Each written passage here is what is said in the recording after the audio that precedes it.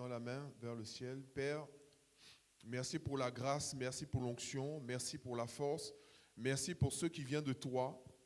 Merci pour ceux qui viennent de toi et que nous n'avons pas la possibilité ni la capacité de produire de nous-mêmes.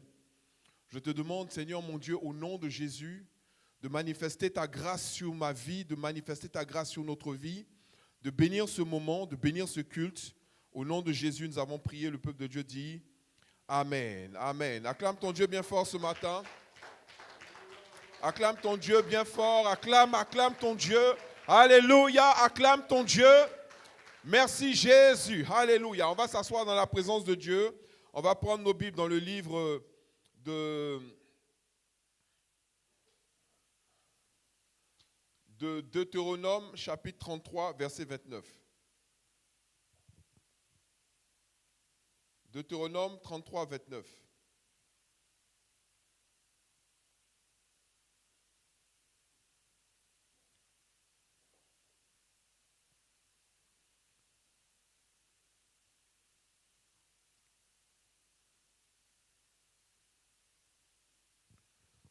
Dans Deutéronome 33, 29, la Bible dit ceci. Tu es heureux, Israël. Qui est comme toi? Un peuple sauvé par l'Éternel, le bouclier de ton secours et l'épée de ta gloire. Tes ennemis feront défaut devant toi. Amen. Tu es heureux, Israël. Ici, si vous le remarquez bien, on peut interchanger heureux et béni. Tu es béni, Israël. Tu es heureux, Israël. Qui est comme toi? Un peuple sauvé par l'Éternel. Tu peux enlever Israël et mettre ton nom. Amen. Tu es heureux, tu mets ton nom. Qui est comme toi? Quelqu'un sauvé par l'Éternel, le bouclier de ton secours. Aujourd'hui, je vais enseigner sur les 4 lois de la bénédiction de Dieu. Et lorsque je me suis intéressé à la définition de la bénédiction, j'ai vu que dans l'Ancien Testament, le mot bénédiction vient de l'hébreu asher. Asher qui est traduit 18 fois bénédiction et 17 fois heureux. C'est pour ça que nous pouvons voir dans ce passage où en réalité il dit tu es heureux, tu es béni. Il dit tu es asher. Amen, Israël. C'est-à-dire qu'il y a une étroite corrélation entre le fait d'être heureux et le fait d'être béni. En réalité, quand Dieu nous bénit, parce qu'on a souvent du mal à définir la bénédiction, Dieu m'a béni, Dieu bénit, Dieu veut nous bénir. En fait, Dieu veut que nous soyons heureux et que nous soyons dans la joie. Prends le psaume 112, versets 1 à 3.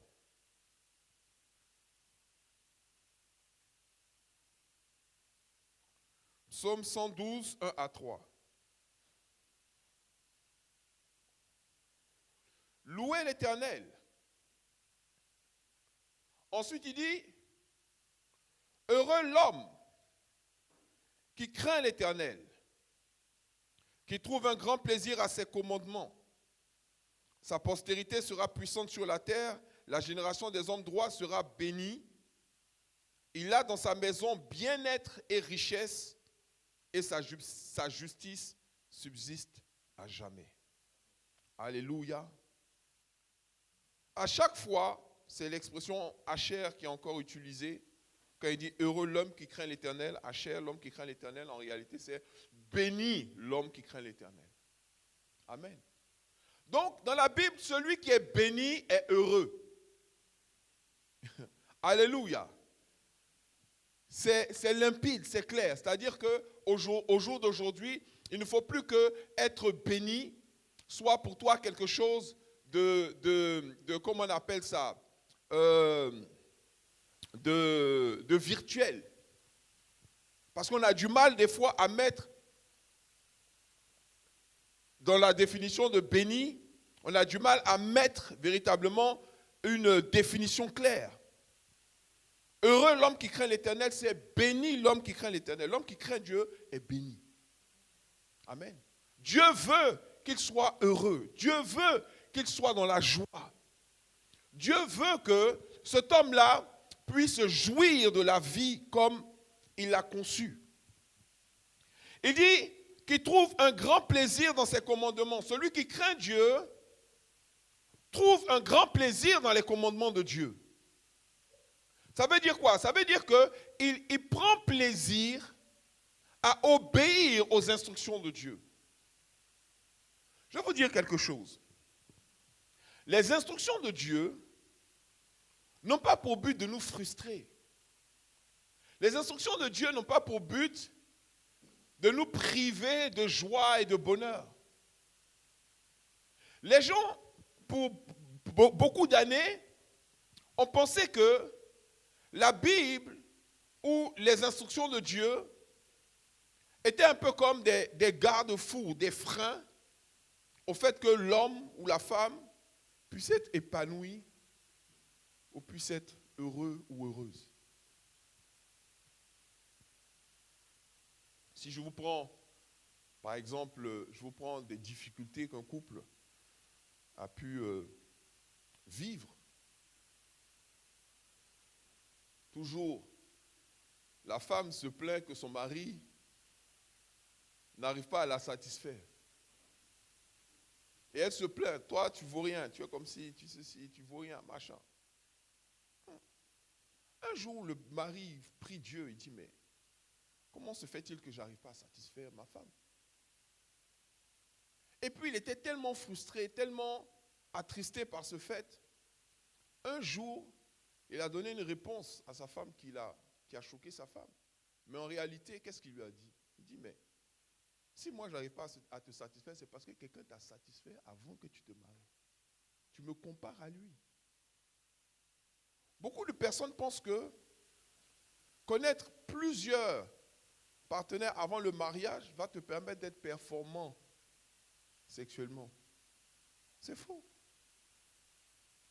Le corps de l'homme et de la femme sont faits pour s'adapter. Et particulièrement, le corps de la femme va s'adapter à son mari, puisque c'est la première personne, la seule personne qu'elle connaît. Elle ne peut pas dire non, tu n'arrives pas, mais ça, comment? C'est-à-dire que quelqu'un qui te sort ça déjà, c'est qu'il y a un problème à la base. Le fait que Dieu dise que vous ne devez pas multiplier les partenaires, vivre dans l'impudicité ou ce genre de trucs, c'est parce que ce sont des éléments qui vont perturber votre couple, votre mariage, votre vie conjugale. Avec ces comparaisons de l'homme qui compare la femme aux autres femmes qu'il a connues, de la femme qui compare l'homme aux autres hommes qu'elle a connus. Et tous ces éléments-là, vous prenez ça, vous les apportez dans le foyer, vous les apportez dans la maison. Et ça va créer comme des restrictions, comme des freins à ce qu'on peut appeler le bonheur conjugal. Ça peut apporter comme des limitations au fait de connaître ce que Dieu a conçu même comme principe, comme joie de la question du mariage. Les instructions de Dieu, les commandements de Dieu ont pour but de nous rendre heureux. Ont pour but de nous permettre de pouvoir profiter des choses qu'il a créées, qu'il a créées pour nous. Ce n'est pas nous qui avons créé ça. Souvent, les gens voient le sexe comme quelque chose, on ne peut pas en parler, c'est mystérieux, c'est ceci, c'est sale. Non, c'est Dieu qui a créé le sexe. Ce n'est pas une maladie. Ce n'est pas une déformation. C'est Dieu qui a créé. Et oui, il a créé aussi la femme de telle sorte que son sexe peut être extensible. On pourrait dire même à l'infini. Pourquoi? Parce que l'homme aussi peut avoir un sexe qui a les formes et les tailles différentes. Mais la femme est faite pour s'adapter à son mari de manière parfaite. Et elle va connaître le bonheur sexuel dans son mariage. Sauf si, au préalable, elle a expérimenté. Bon, on dit, mais pourquoi le pasteur parle de la femme? Parce que la femme va s'adapter. L'homme, lui, c'est comme ça. Ça ne peut pas changer. Est-ce que vous comprenez ce que je suis en train de dire? Donc, si vous ne voulez pas créer des problèmes, obéissez aux commandements et aux lois de Dieu. Parce que quand il établit ses lois et qu'il établit ses commandements, c'est en prévision de l'avenir, du futur. C'est lui qui sait comment il a créé sa chose. Et qu'est-ce qui fait que ça marche? Et qu'est-ce qui fait que ça ne marche pas?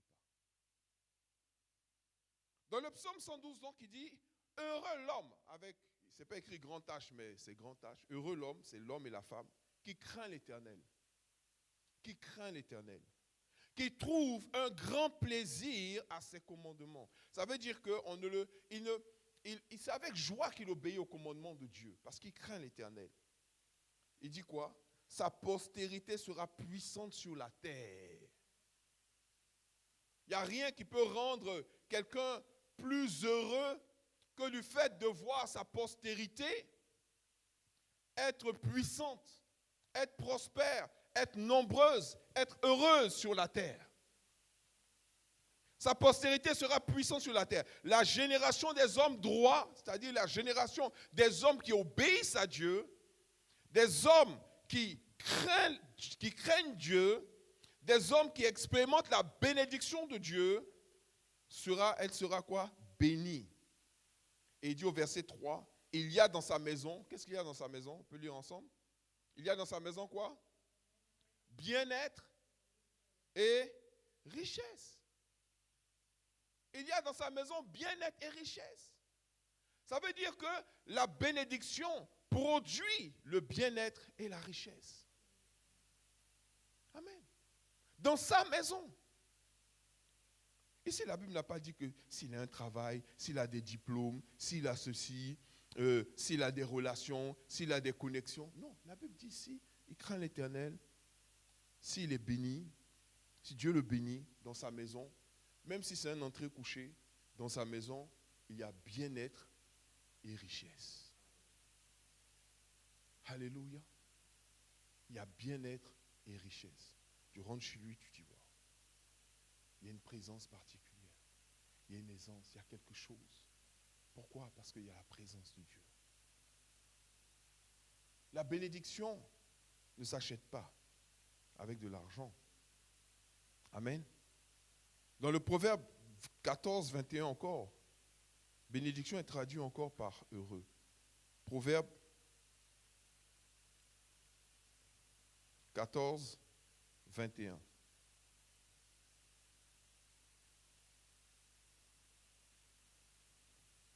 Celui qui méprise son prochain commet un péché, mais heureux celui qui a pitié des misérables. Amen. Encore une fois, vous pouvez interchanger heureux et béni. Celui qui méprise son prochain commet un péché. Ça veut dire quoi? Celui qui regarde son prochain avec mépris. Celui qui ne respecte pas son prochain.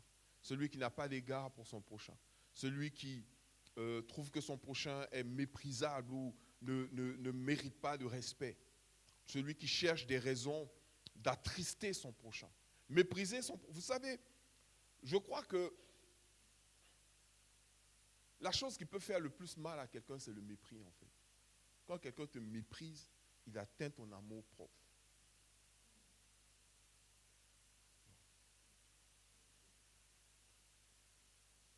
Et il dit, c'est pas, je lui ai dit, tu as dit, mais je ne l'ai pas insulté, je ne l'ai pas frappé, je ne lui ai rien fait. Mais Dieu dit, celui qui méprise son prochain commet un péché. Celui qui dit que son prochain c'est un vaurien, rien de bon ne peut sortir de lui, c'est un voleur, c'est ceci, c'est cela. Celui qui méprise son prochain, il dit quoi? C'est un péché. Mais heureux celui qui a pitié des misérables. Heureux celui qui a pitié des misérables. Amen.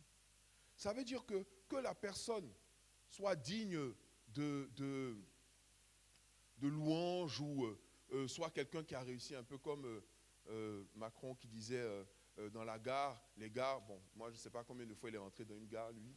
Peut-être la dernière fois, ça remonte à 20 ans. Que dans les gares, vous rencontrez toutes sortes de personnes. Vous rencontrez les gens qui ont réussi et les gens qui ne sont rien. C'est-à-dire que lui, en fait, dans son esprit, il y a des gens qui ne sont rien. Ils n'existent pas. Et puis, les autres, c'est les gens qui ont réussi. Il y a des gens comme ça. Si tu n'as pas réussi, selon les critères, les standards du monde, selon les critères de la vie, tu es rien. Tu ne regardes même pas, tu ne comptes pas. Tu n'as pas ton temps, on ne te calcule pas. Ça veut dire que tu le méprises. Jusqu'à ce que tu te rendes compte que ceux qui sont rien là, en fait, tu as besoin d'eux. Et on l'a vu pendant le précédent quinquennat et pendant le deuxième. C'est les gens qui n'ont pas de mémoire. Je crois qu'ils sont un peu... En France, ici, les gens ont un vrai problème. Parce qu'à un moment, les infirmiers, les infirmières, là, ils étaient rien, n'est-ce pas? Et quand la Covid est arrivée, là, on s'est rendu compte que non, en fait, ils étaient plus importants même que les PDG du CAC 40 et ce genre de choses-là. Et les gens sortaient de leur maison pour les applaudir. Pourtant, avant, ils étaient rien, n'est-ce pas? Et le président même est allé pour les féliciter, les encourager. Ils auraient dû lui rappeler ce qu'il avait dit auparavant. Après, dernièrement, pendant l'été, là, qu'est-ce qui s'est passé? Il y a eu des feux un peu partout. On a dit les pompiers, là, ils sont rien, n'est-ce pas?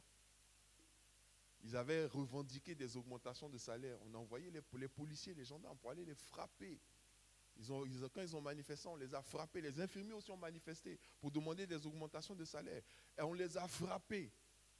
On a dit, ils sont rien. Même les policiers, là, il y a des moments aussi, ils sont rien. Et il y a des moments, ils sont importants. Vous voyez comment il y a des gens qui sont, en fait, ils sont méprisants envers leur prochain. Jusqu'à ce qu'ils aient besoin d'eux. Vous voyez? Or, la Bible dit quoi? Celui qui méprise son prochain, il commet un péché. Il ne faut pas être le genre de personne qui n'accorde de l'importance aux gens ou bien ne soutient les gens ou bien n'aide les gens que lorsqu'ils en ont besoin. C'est vil, c'est méprisable. La bénédiction de Dieu, ce n'est pas ça. Pourquoi Dieu dit ça? Parce que la bénédiction, pour moi, il y a 4 lois fondamentales de la bénédiction de Dieu. Si nous voulons véritablement jouir de la bénédiction de Dieu, déjà, définissons-la clairement. La bénédiction de Dieu, c'est quoi? Si on la définit. Il y a des gens, quand on leur donne une chemise, on dit, il m'a béni. Il a donné une chemise, il m'a béni. Quand on lui donne une voiture, je suis béni. Avoir une voiture ne fait pas de toi quelqu'un de béni. Alléluia. La bénédiction de Dieu, c'est la grâce et la faveur que Dieu nous accorde pour provoquer dans notre vie notre bonheur et notre joie. Vous savez, beaucoup de gens qui ont manqué dans leur vie, qui ont manqué de choses matérielles, accordent beaucoup d'importance à la chose matérielle. Donc pour eux, quand ils commencent à avoir du matériel, pour eux, ils sont bénis. Mais quelqu'un qui est né dedans, qui a vécu dedans, qui n'a jamais manqué, les choses matérielles, pour lui, ne sont pas importantes, ne sont pas la bénédiction. Il ne sait pas c'est quoi le manque des choses matérielles. Donc, mais il va avoir des choses qui ne sont pas forcément matérielles, mais qui vont le rendre heureux. Vous voyez? Il y a des gens, pour eux, pouvoir rentrer chez, je ne sais pas qui, chez Blancpain, sortir avec une montre, ou bien pouvoir aller chez Weston, prendre une chaussure, ou pouvoir aller chez Chanel, et puis sortir un sac ou un truc. Eux, pour eux, ils sont heureux. C'est un accomplissement dans leur vie. D'autres personnes, avoir ne serait-ce qu'un ami fidèle, avec qui tu peux partager, avec qui tu peux échanger, avec qui tu as une bonne relation, pour ça, ça contribue à te rendre heureux. Vous voyez, nous, les critères de la joie et du bonheur ne sont pas les mêmes d'une personne à une autre. Il y a des personnes, ce qui va les rendre heureux, c'est d'avoir un enfant. D'autres, ce qui va les rendre heureux, c'est d'avoir 5 enfants. Toi, pour toi, tu te dis, 5 enfants, tu vas faire quoi avec? 5 enfants, ça peut pas te rendre... Mais il y a des hommes, quand ils sont assis et puis ils ont leurs enfants qui sont autour d'eux comme ça, en train de courir, en train de jouer, même s'il n'a pas de piscine, mais ils sont même dans la maison comme ça, ils les regardent, il est heureux, il est dans la joie. Et puis d'autres, il a juste envie de rentrer chez lui et puis c'est le désert total. Il n'y a que lui et sa femme. Et puis il n'y a personne pour le déranger. Là, il est heureux. Est-ce que vous me suivez? Il n'y a pas un critère unique pour dire heureux. Mais, lorsque on aime Dieu, et qu'on aime l'œuvre de Dieu, et qu'on comprend ce que Dieu est en train de faire sur la terre, et que ce que Dieu veut faire dans la vie des gens, ce qui rend Dieu heureux, va nous rendre aussi heureux. Amen. Il dit, ce qui rend Dieu heureux va nous rendre heureux. On ne peut pas être indifférent aux gens qui souffrent. C'est pour ça qu'il dit, mais heureux celui qui a pitié des misérables. C'est-à-dire que même si tu es égoïste de par ta nature, tu sais que Dieu a pitié des misérables. Il a pitié de gens. Et puis quand on dit misérable, ce n'est pas forcément qu'il n'a pas d'argent. Hein. Il y a des gens qui ont beaucoup d'argent mais qui sont misérables. Ils ont une vie sociale misérable. Ils ont une santé misérable. Ils ont des relations misérables. Ils ont une connaissance de Dieu qui est misérable. Ils ont une relation avec Dieu qui est misérable. Donc avoir pitié du misérable, ce n'est pas seulement avoir pitié de celui qui est pauvre, mais c'est avoir pitié de celui qui manque.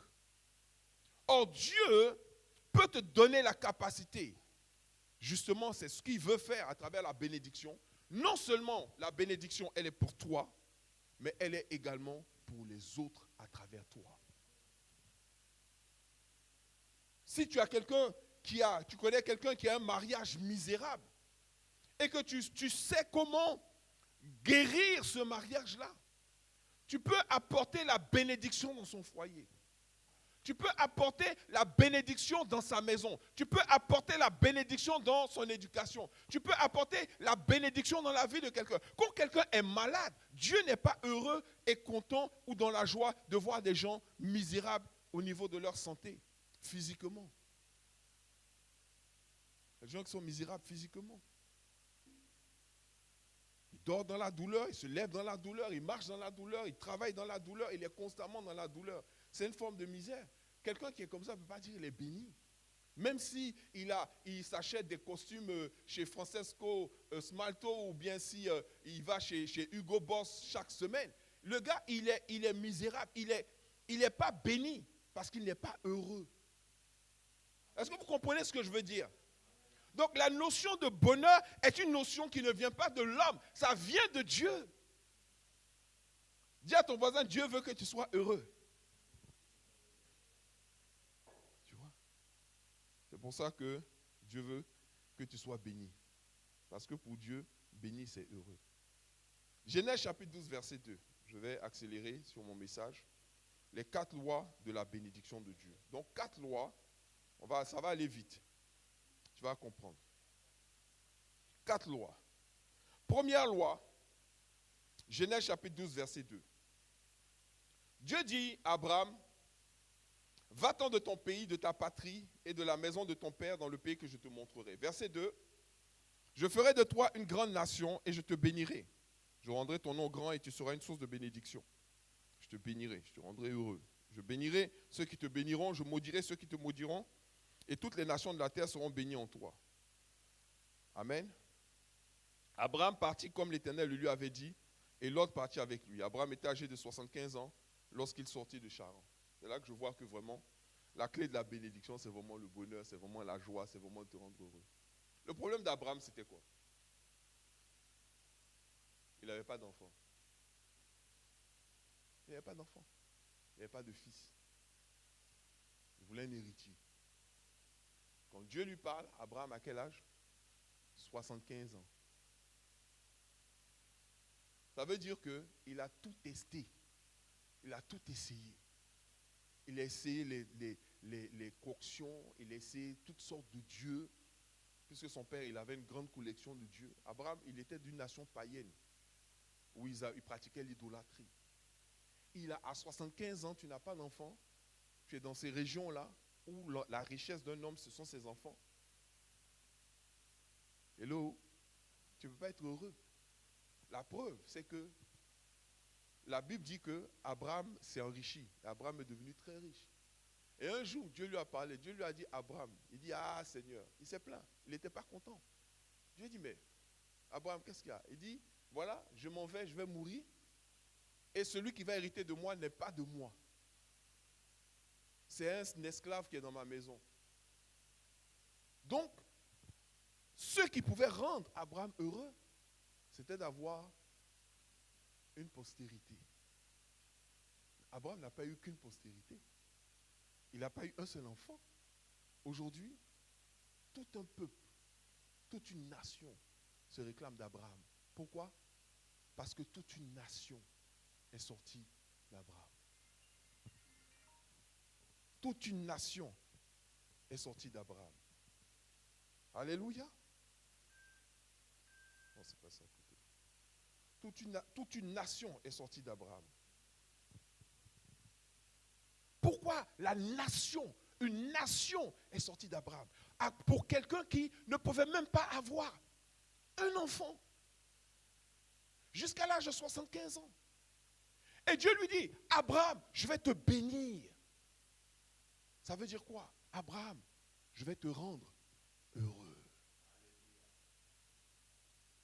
Alléluia. Je vais te rendre heureux. Ce que tu n'as pas pu avoir avec les coctions, avec les techniques, avec les autres dieux, avec les adorations, par ton propre travail, par tes propres efforts, moi Dieu, je vais te les donner. Et au crépuscule de ta vie, que si tu m'obéis, si tu vis selon mes principes, tu vas regarder ta vie et tu vas dire, ah oui, Dieu m'a comblé, je suis heureux, je suis béni. La bénédiction de Dieu, c'est ce qui va te rendre heureux ou heureuse. Alléluia. Et il n'y avait qu'une seule chose qui pouvait rendre Abraham heureux, c'était que sa descendance est une descendance, et que la descendance de sa descendance est des descendances, et que de génération en génération, ils s'accroissent, ils grandissent, ils dominent le monde, ils prospèrent, ils soient dans la joie.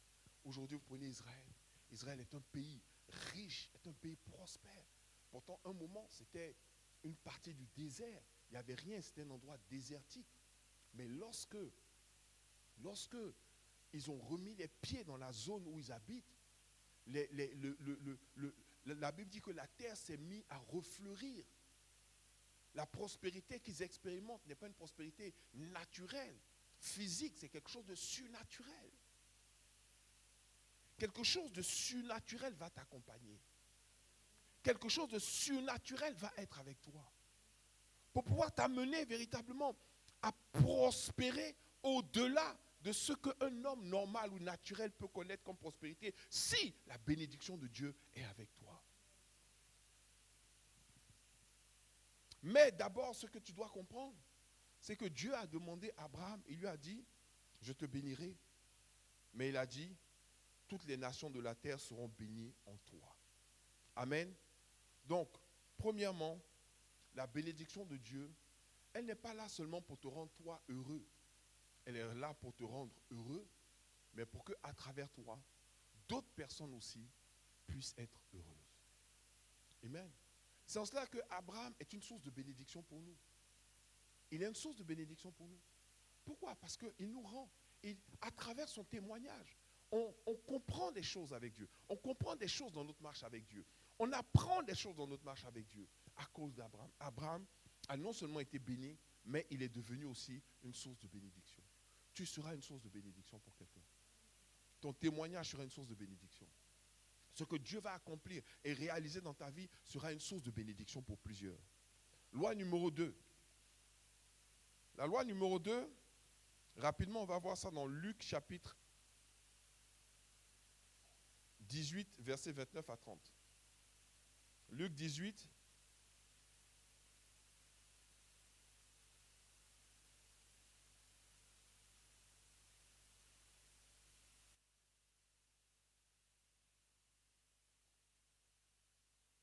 Et Jésus leur dit, je vous le dis en vérité, il n'est personne qui, ayant quitté à cause du royaume de Dieu sa maison, ou sa femme, ou ses frères, ou ses parents, ou ses enfants, ne reçoivent beaucoup plus dans le siècle-ci et dans le siècle à venir la vie éternelle.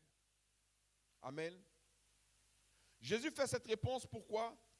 Parce que il va voir un homme riche et il va dire ceci lorsqu'il voit les riches, il dit au verset 24 qu'il est difficile à ceux qui ont des richesses d'entrer dans le royaume de Dieu.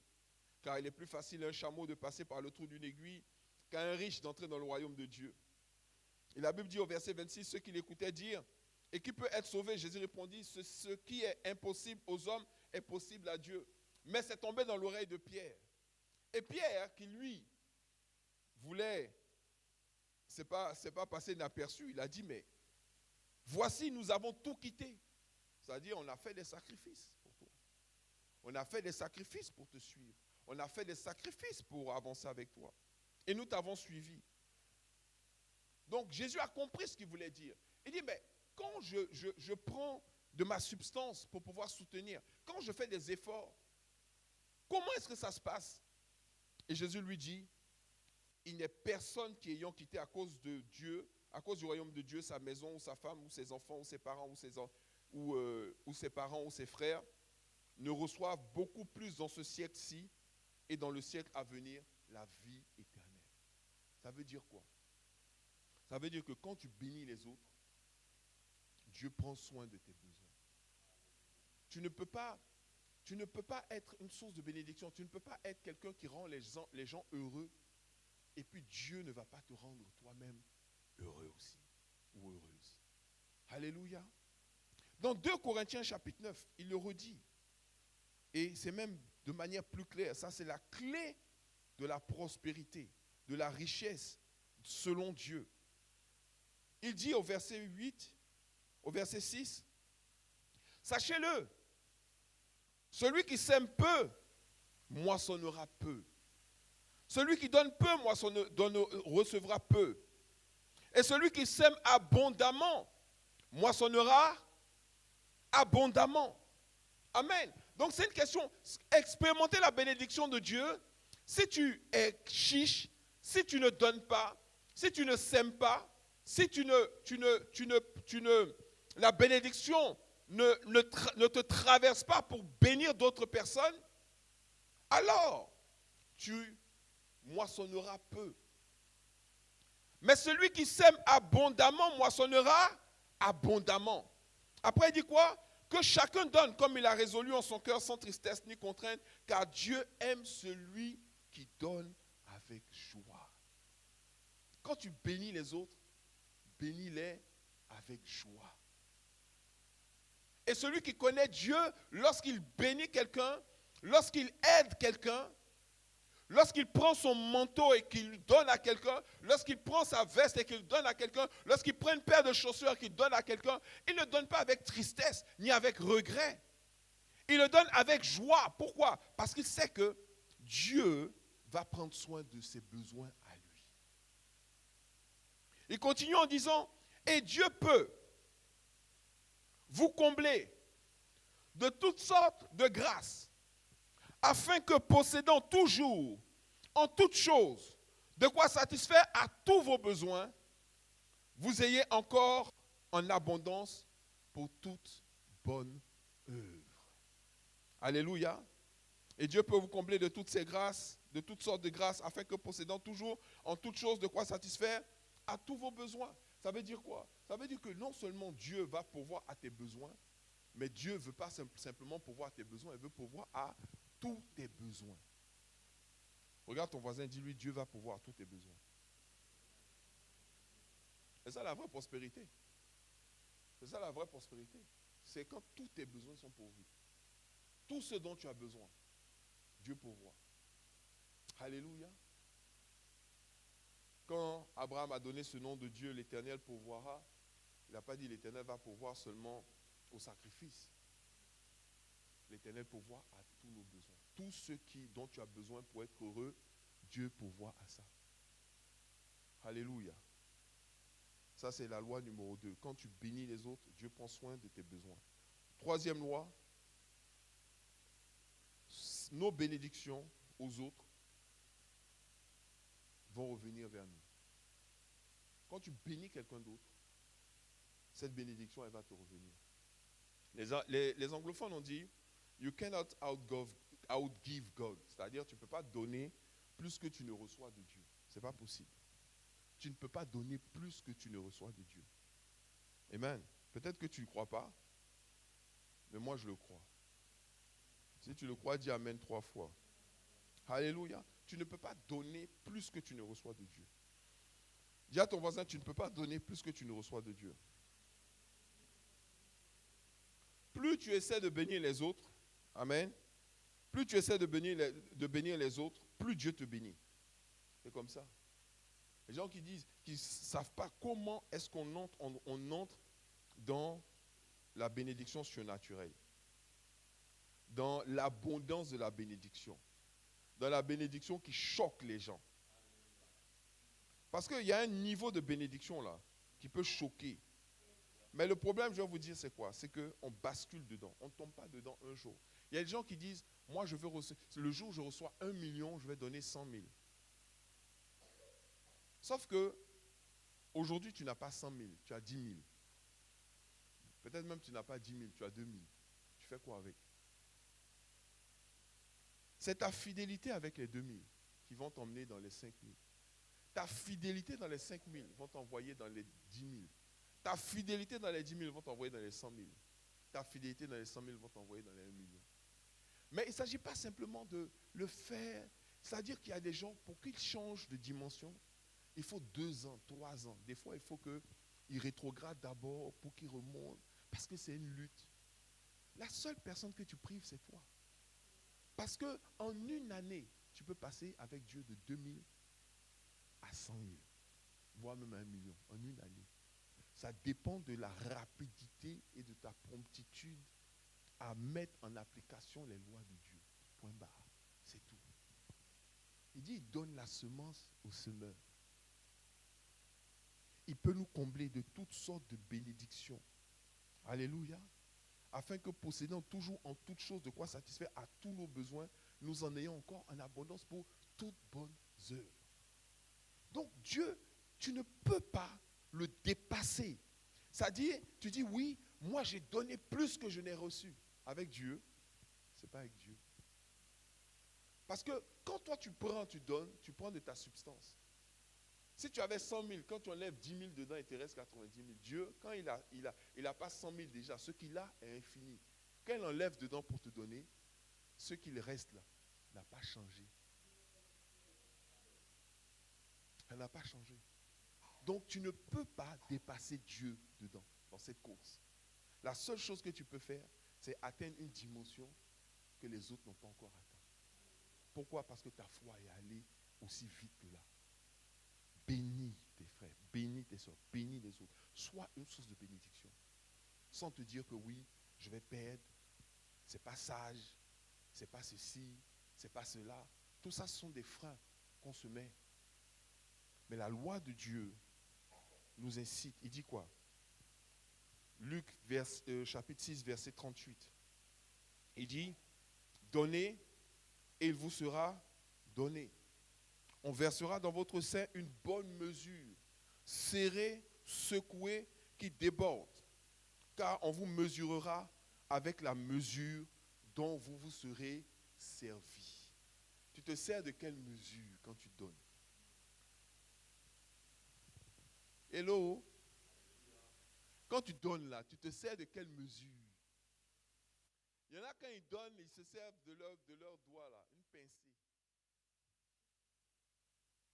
Tiens, donne ta main, et puis il pince. Donc quand tu dis Seigneur bénis-moi, Dieu dit prenez une pincée. C'est ce que la Bible dit. Ou bien, donnez et il vous sera donné. Donc le principe déjà pour activer la loi qui te permet de recevoir, c'est de donner.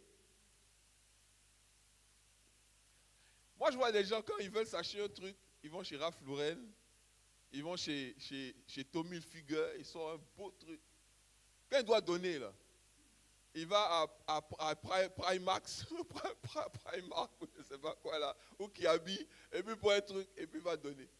Donc, lui, ça veut dire que lui, là, quand il donne, c'est avec ses pincées. Une pincée. Tu vois, pince. Pincée de sel, pincée de poivre, pincée. On versera dans votre sein une bonne mesure, serrée, secouée, qui déborde. Car on vous mesurera avec la mesure dont vous vous serez servi. Donc, il y a des gens aussi, quand ils donnent, c'est avec la cuillère. C'est-à-dire, lui, il ne peut pas donner une bouteille d'huile. Tu dis, j'ai besoin d'huile, tout ça. Il ouvre son placard, hein. Il y a 4 bouteilles d'huile. Il dit, il faut envoyer un pot là. Il ouvre sa bouteille, il verse dans le pot, et puis il te dit, voilà, que Dieu te bénisse. Il a donné. Mais lui, il ne peut pas donner une bouteille. Mais tu vas te demander, mais comment ce gars-là, comment il va avoir aussi des cartons de bénédiction? En fait, on prend la même mesure. Dieu est comme ça, il dit la même mesure. Donc, lui, il sert avec une cuillère, il te dit, envoie un pot. Il y en a, ils vont prendre la bouteille, il va te donner une bouteille. Lui, il est dans une autre dimension de donner. D'autres même, ils vont te donner 2 bouteilles même. Tu demandes à ton voisin, je peux avoir un peu d'huile, tu reviens avec 2 bouteilles. Tu vas dire vraiment, même si toi-même tu ne crois pas en Dieu, tu vas dire, Seigneur, bénis cet homme-là. Vraiment, que Dieu te bénisse. Pourquoi? Parce que tu es généreux. C'est-à-dire, il y a une barrière là, qui a explosé dans ton esprit, dans ta pensée. Ça te qualifie pour recevoir de Dieu dans une autre dimension. Dis une autre dimension. Amen. C'est ce genre de dimension. C'est ce que j'appelle les 4 lois de la bénédiction de Dieu. En réalité, Dieu nous bénit tous les jours. Mais il y a des gens que Dieu bénit avec les pincées. D'autres, Dieu les bénit avec des cuillères. Même dans les cuillères, là, il y a différentes catégories de cuillères. Il y a cuillère à café, il y a cuillère à soupe. Et puis, même dans les même cuillères à café, il y a encore plus petit même encore. Il y a des gens qui aiment ce genre de cuillère-là. Non, ça c'est bien. Et puis, il y a des gens qui bénissent avec les seaux. Alléluia. Lui, quand il prend, c'est avec le seau. Il bénit avec le seau. Donc, quand il dit, Seigneur, bénis-moi, ou quelqu'un dit, bénis ton serviteur, bénis-la, ou Dieu veut te bénir, il ne va pas te bénir avec une cuillère à café alors que toi, tu bénis les gens avec des seaux. Si tu bénis les gens avec des seaux, Dieu va te bénir avec des seaux. Alléluia. Ça, c'est la clé pour être heureux, outre dimension, outre mesure. Apprends à rendre les gens heureux. Que ton don, que ton cadeau, là, que ça rende la personne heureuse. Dieu est dedans. Dis à ton voisin, Dieu est dedans. Alléluia, c'est ce qu'il veut. Loi numéro 4, et on termine. Plus Dieu te bénit, plus Dieu s'attend à ce que tu bénisses les autres. Luc chapitre 12, verset 48. Luc 12, 48. Plus Dieu te bénit, plus Dieu s'attend à ce que tu bénisses les autres. Et tu sais ce que moi je vais te dire? Ne ferme pas le robinet. Parce qu'il y a des gens qui se demandent pourquoi du jour au lendemain, la bénédiction a cessé de couler dans leur vie. Je vais vous dire pourquoi. C'est parce que Dieu t'a béni et puis toi tu as serré, tu as fermé le robinet. Tu as commencé avec 1000. Dieu t'a surpris. Tu es arrivé dans la dimension de 2000, Dieu t'a surpris encore. Tu es arrivé dans la dimension de 5000, Dieu t'a surpris. Maintenant, tu es arrivé à 10 000, tu dis, c'est trop. Or, la Bible dit, mais celui qui ne l'ayant pas connu a fait des choses dignes de châtiment sera battu. Attends, c'est Luc 12, 48. Au verset, la deuxième partie du verset. On demandera beaucoup à qui l'on a beaucoup donné et on exigera davantage à celui à qui l'on a beaucoup confié. Amen.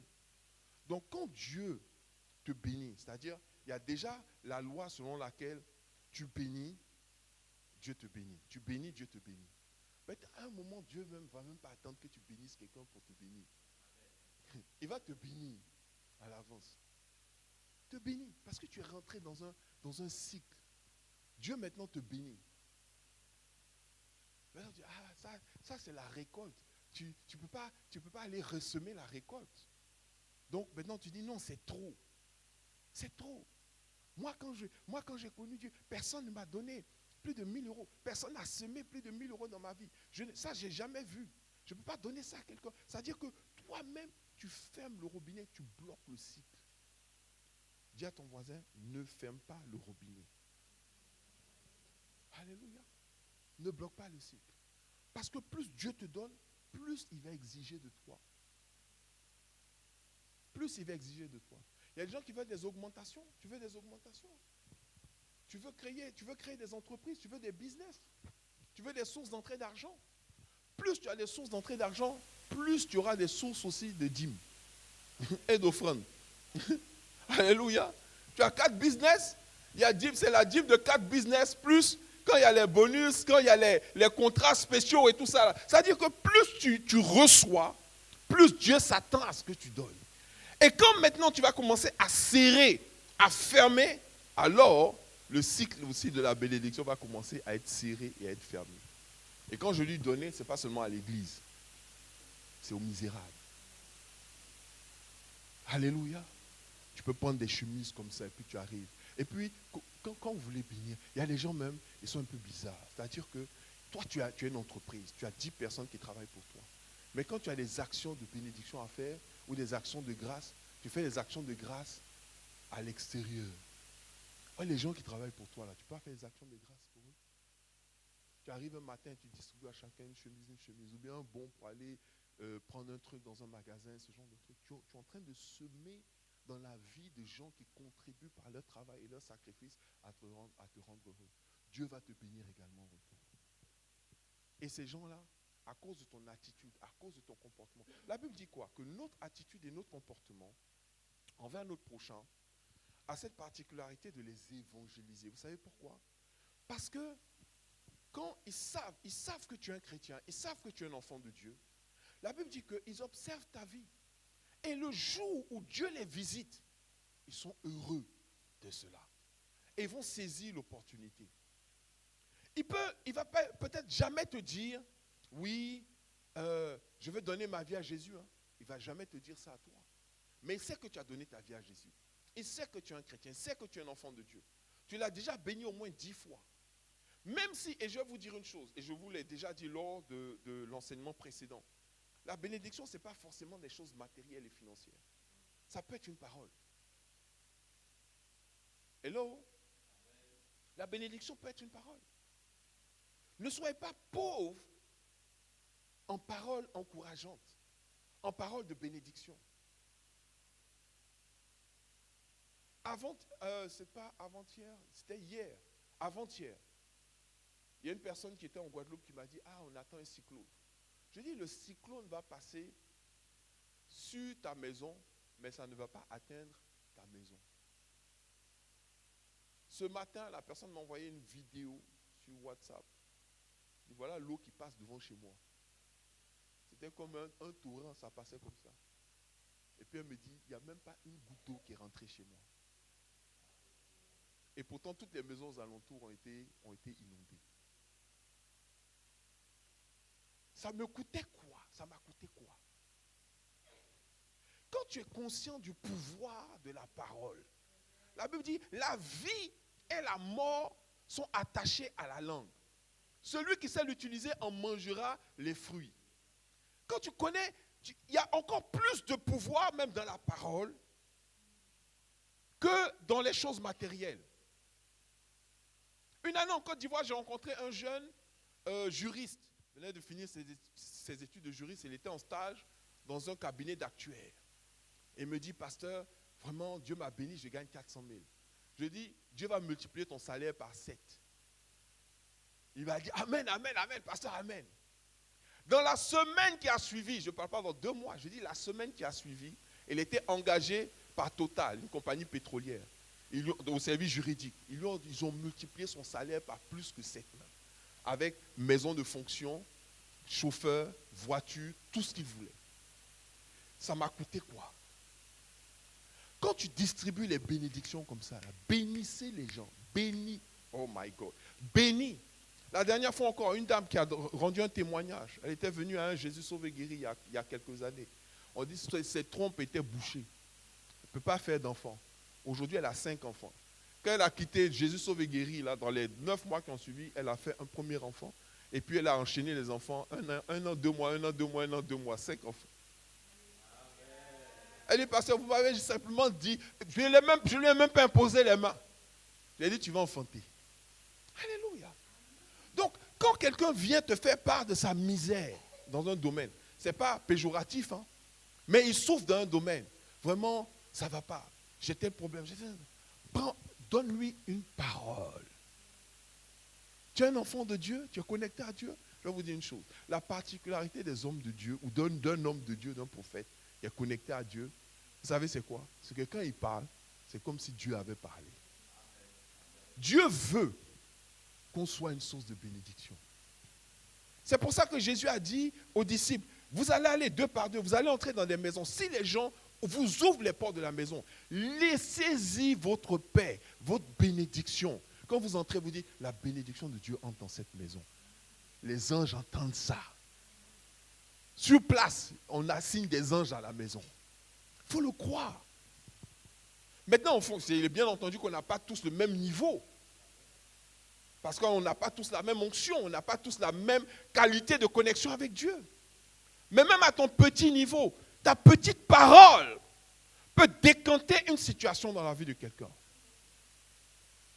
Pierre a dit, je n'ai ni argent ni or, je n'ai pas de choses matérielles à te donner. Mais ce que j'ai, je te le donne. Lève-toi et marche. Le paralytique s'est levé, il a marché. Ta soeur vient te raconter son histoire. Les huissiers sont là, ils veulent venir. Tant, c'est dur, c'est chaud sur moi. Elle ne dit pas, hé Yako, que Dieu te fasse grâce. Vraiment, ça va aller un jour. Non. Lâche la chose. Je déclare que l'Éternel pourvoit tous tes besoins selon ses richesses avec toi. Tu vois? Et puis tu dis, tu auras la victoire dans cette situation. Et bien, amen, amen. Et Dieu va utiliser ça pour se glorifier dans sa vie.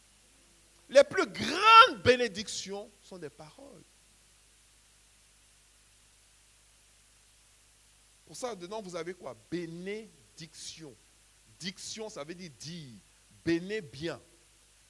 Bénédiction, ça veut dire que c'est le bien qui sort de la diction, de ce que tu as dit. Alléluia. Que le nom du Seigneur soit béni. On va se lever, on va prier le Seigneur. Alléluia. Alléluia. Dieu veut que nous soyons heureux. Dieu veut que nous vivions dans le bonheur.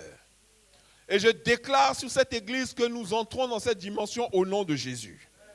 À partir d'aujourd'hui, on est tous présents à l'église tous les dimanches au nom de Jésus. On est à l'heure, on vient même en avance au nom de Jésus. Alléluia.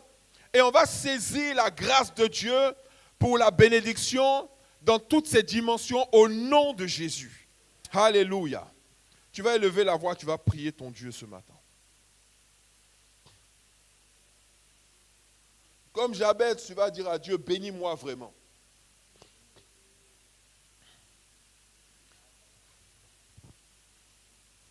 Qu'est-ce qui va te rendre heureux? Il y a des gens, ils seront heureux que lorsqu'ils vont pouvoir donner de manière choquante. Alléluia. C'est-à-dire qu'ils se voient dans une prospérité sans limite. Il y a des gens qui vont être heureux lorsqu'ils vont pouvoir véritablement bénir leur assemblée, leur communauté. D'autres seront heureux lorsqu'ils vont pouvoir rentrer dans leur demeure, dans leur maison. Alléluia. Qu'ils ont construite depuis les fondements jusqu'au toit. Il y a des gens qui vont être heureux parce qu'ils seront entourés de paix, de joie et de bonheur dans leur maison, dans leur communauté. Alléluia. Élève la voix et prie ton Dieu ce matin. Dis-lui, Seigneur, bénis-moi vraiment. Bénis-moi vraiment. Que ma destinée s'accomplisse en toi au nom de Jésus. Que ma destinée s'accomplisse en toi au nom de Jésus. Alléluia. Alléluia. Que ma destinée s'accomplisse en toi au nom de Jésus.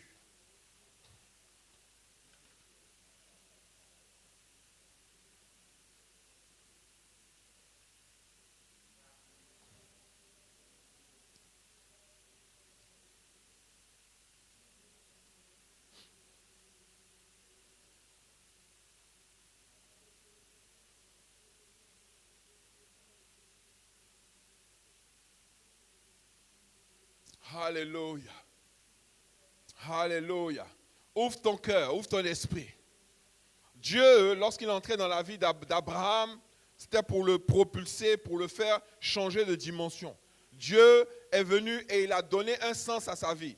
Si Abraham n'avait pas rencontré Dieu, il allait rester sans progéniture, sans descendance. On n'aurait pas connu le peuple d'Israël aujourd'hui, on n'aurait pas connu Isaac, Jacob, on n'aurait pas connu les 12 tribus d'Israël. Il y a beaucoup de choses ça n'aurait même pas existé.